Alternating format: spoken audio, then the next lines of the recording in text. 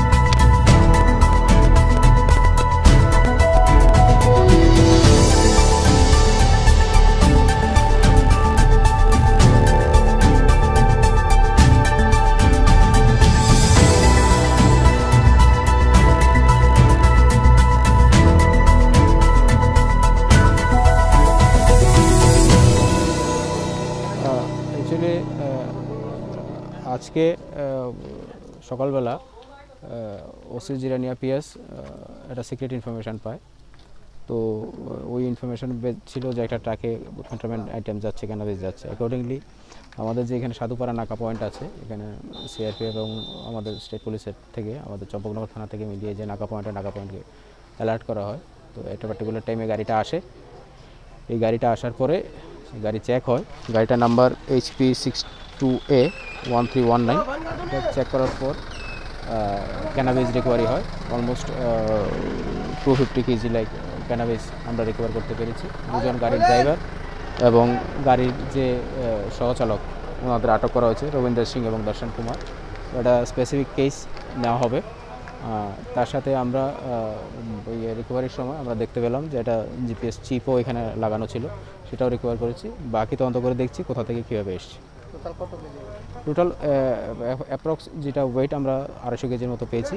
ওটা আমরা কত প্যাকেট স্যার? 20 প্যাকেট পেয়েছি। বাজার মূল্য actually this depends upon situation. আজকে ডেটে লামসাম 5,000 টাকা পার কিলো ধরতে পারেন।